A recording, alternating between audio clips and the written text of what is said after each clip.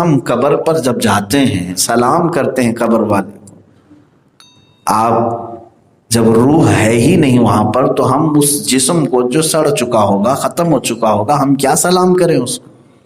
یہ بھی سوال آ سکتا ہے جب روح وہاں ہے ہی نہیں۔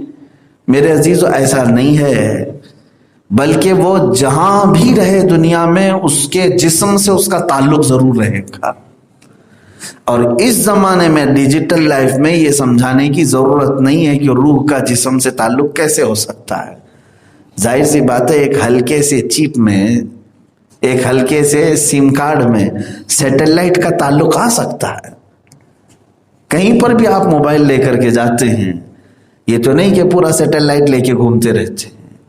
تو روح ہماری علیین میں ہی کیوں نہ ہو، جسم قبر کے جس بھی کونے میں ہو، اس جسم سے اس روح کا تعلق ضرور رہے گا۔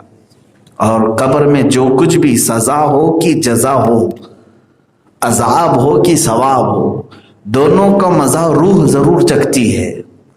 روح کا تعلق جب جسم سے الگ ہوتا ہے تو اعلیٰ حضرت رضی اللہ تعالیٰ عنہ نے لکھا ہے احادیث کی روشنی میں کہ سننے دیکھنے کی طاقت اور ڈبل ہو جاتی ہے اور بڑھ جاتی ہے۔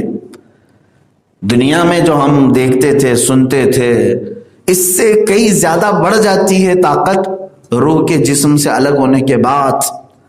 اسی لیے تو حدیث پاک میں ہے، رسول پاک صلی اللہ تعالیٰ علیہ وسلم فرماتے ہیں تم جب قبرستان میں چلتے ہو تو تمہارے پیروں کی چرچراہٹ کی آواز بھی مردہ سنتا ہے، یعنی چپل کی آواز تک قبر میں اسے سنائی دیتی ہے۔ سننے کی طاقت روح کی بڑھ جاتی ہے، روح کی طاقت بڑھ جاتی ہے۔ اچھا یہ صرف مومنین کے متعلق نہیں، کافروں کے متعلق بھی ہے۔ کافر کے روحیں بھی سنتی بھی ہیں، دیکھتی بھی ہیں۔ کافروں کی روحیں بھی، خود جنگ بدر کے مقتولین جو تھے، جتنے بھی کافر قتل ہو چکے تھے 70 کے قریب، ایک گڑھے میں ان سب کو جمع کر کے حضور صلی اللہ تعالیٰ علیہ وسلم نے ان پر خطبہ دیا، بیان فرما رہے تھے۔ صحابہ نے پوچھا یا رسول اللہ صلی اللہ تعالیٰ علیہ وسلم آپ ان کو بیان کر رہے ہیں جو مر چکے ہیں؟ حضور صلی اللہ تعالیٰ علیہ وسلم نے فرمایا ہاں یہ زندوں سے بھی کہیں زیادہ سنتے ہیں۔ حضور ان سے پوچھ رہے تھے کیا اللہ نے جو ہم سے وعدہ کیا تھا وہ پورا نہیں ہوا؟ کیا تم نے نہیں دیکھا کہ ہم حق پر تھے اور ہمارا وعدہ پہنچ چکا اللہ کا؟ حضور ان سے سوال کرتے جا رہے تھے۔ ظاہر سی بات ہے جواب دنیا میں ایک حجاب ہے، نہیں سنائی دے گا۔ اچھا اب ایک بات یہ بھی میں بتا دوں، عالم برزخ، عالم برزخ ایک دنیا ہے جہاں سب روحیں ہیں۔ عالم برزخ وہی علیین جو ہے ایک جگہ ہے، لیکن ایک دنیا الگ ہو جاتی ہے۔ جیسے اس کو عالم حیات کہیں آپ، یہ زندگی کی دنیا ہے، جسم اور روح دونوں کے ساتھ۔ جسم یہاں رہ گیا اور روح چلی گئی کہاں پر؟ عالم برزخ میں۔ جب عالم برزخ میں جاتا ہے تو ایک بڑی دیوار ہمارے دونوں کے بیچ میں قائم ہو جاتی ہے، ہمارے دونوں کے بیچ میں قائم ہو جاتی ہے، یعنی روحوں کی دنیا اور ہماری دنیا کے بیچ میں فرق یہ ہے کہ ہماری ساری باتیں، ہماری ساری ایکٹیویٹیز وہ سنتے بھی ہیں اور سمجھتے بھی ہیں اور وہ دیکھتے بھی ہیں، وہ دیکھتے بھی ہیں، سنتے بھی ہیں، ساری چیزیں محسوس کرتے ہیں، لیکن ان کی تمام معاملات ہم نہیں دیکھ سکتے۔ ان کے جو کچھ بھی روحوں کے معاملات ہیں وہ ہم نہیں دیکھ سکتے، اس لیے کہ ہمارے اور ان کے درمیان ایک دیوار ہے۔ عالم برزخ کے معاملات ہمارے اوپر ظاہر نہیں رکھے گئے۔ روحوں کے ساتھ کیا ہو رہا ہے کیا نہیں ہو رہا ہے ہم میں سے کوئی جانتا نہیں ہے، مگر یہ کہ اللہ کسی کو علم دے دے، اپنے محبوبوں میں سے کسی کے اوپر ظاہر کر دے، یہ الگ بات ہے۔ لیکن عالم برزخ کے احوال عام لوگوں پر نہیں کھولے جاتے، ہمارے اور ان کے درمیان۔ اس کو یوں سمجھ لیں کہ ون سائڈ دیکھے جانے والا شیشہ ہو، یعنی ایک طرف سے باہر کا دکھتا ہے لیکن ادھر والوں کو ادھر کا نہیں دکھتا۔ عالم برزخ اور ہمارے درمیان ایسی معاملات ہیں۔ اب عالم برزخ میں ہوتا کیا ہے؟ وہاں کی ایک زندگی الگ ہے۔ جیسے مومنین کی روحیں ہیں، انبیاء کی روحیں ہیں، شہیدوں کی روحیں ہیں، صدیقین کی روحیں ہیں، متقین کی روحیں ہیں، الگ الگ کیٹیگریز ہیں، کافروں کی روحیں الگ ہیں۔ تو جب یہ مقدس روحیں ہیں تو اس دنیا میں وہ کیا کیا کر رہے ہیں؟ تو فرمایا گیا کہ اس دنیا میں، عالم برزخ میں، ان کے ساتھ اس دنیا سے بھی اچھے معاملات ہو رہے ہوتے ہیں، یعنی ان کو رزق بھی دیا جاتا ہے۔ قرآن پاک میں ہے شہیدوں کو اللہ تعالیٰ روزانہ رزق دیتا ہے۔ وہ کون سا رزق ہے، کیسا رزق ہے، وہ اللہ بہتر جانے، کیونکہ جب دنیا ہی بدل گئی تو وہاں کا رزق کیا ہے وہ پتہ نہیں۔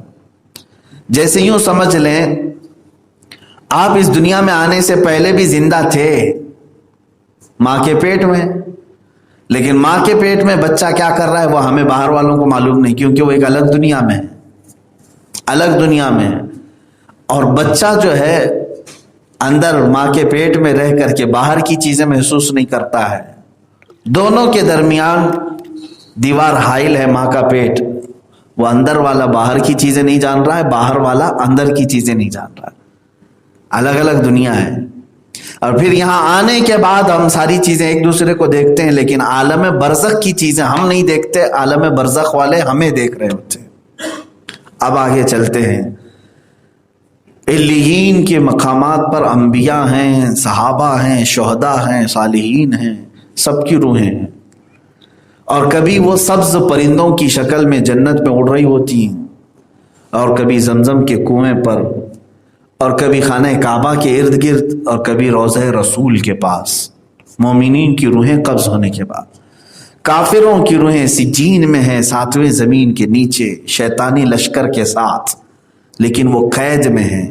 اور ایک حدیث پاک میں ملتا ہے یمن میں ایک وادی ہے، ایک کنواں ہے جو سخت ترین بدبو والا پانی ہے، اس کنویں کے پاس کافروں کی روحیں ہوتی ہیں، اور بعض ان کے مرگھٹ پر ہی جہاں ان کو جلایا جاتا ہے، جہاں انہیں دفنایا جاتا ہے، وہیں ہوتی ہیں۔ تو ان کی روحیں اس طرح سے الگ الگ مقامات پر ہیں، لیکن قید میں ہیں، آزاد نہیں۔ فرق دیکھیں، مومن جو ہے اس کی مثال میرے آقا صلی اللہ تعالیٰ علیہ وسلم نے فرمایا جب تک دنیا میں ہے پنجرے کے اندر موجود پرندے کی طرح ہے، پنجرے کے اندر موجود پرندے کی طرح ہے، جیسے ابھی ہم لوگ ہیں۔ اور حضور صلی اللہ تعالیٰ علیہ وسلم فرماتے ہیں جس دن اس کی روح قبض کی جائے گی ایسے سمجھ لو جیسے پنجرہ کھول دیا گیا اور پرندے کو آزاد کر دیا گیا۔ اب مجھے بتاؤ پرندہ پنجرے کے اندر زیادہ خوش ہوتا ہے کہ باہر زیادہ خوش ہوتا ہے؟ ظاہر سی بات ہے جس دن پنجرہ کھلا اب پرندے کی اڑان کہاں تک ہوتی ہے، وہ جہاں چاہے، جس وادی میں چاہے، جس پیڑ پہ چاہے بیٹھتا ہے۔ تو اسی کی مثال میرے آقا صلی اللہ علیہ وسلم نے مومنین کو دی، فرمایا کہ جس دن تمہاری روح قبض ہوگی سمجھ لینا اس دن پنجرے سے نکل گئے، اب تمہاری روح چاہے وہ جنت میں جائے، چاہے وہ روضہ رسول کے پاس ہو، چاہے وہ خانہ کعبہ کے پاس، اس لیے کہ اب تم آزاد ہو جاؤ گے۔ اسی لیے مومن کا مرنا بھی نعمت ہے اور کافر کی موت اس کے لیے عذاب ہے۔ ہم تو موت سے ڈرتے نہیں، اس لیے کہ موت کے بعد ہمارے لیے وصال محبوب ہے، اللہ سے ملاقات ہے، رسول پاک صلی اللہ تعالیٰ علیہ وسلم کا دیدار ہے۔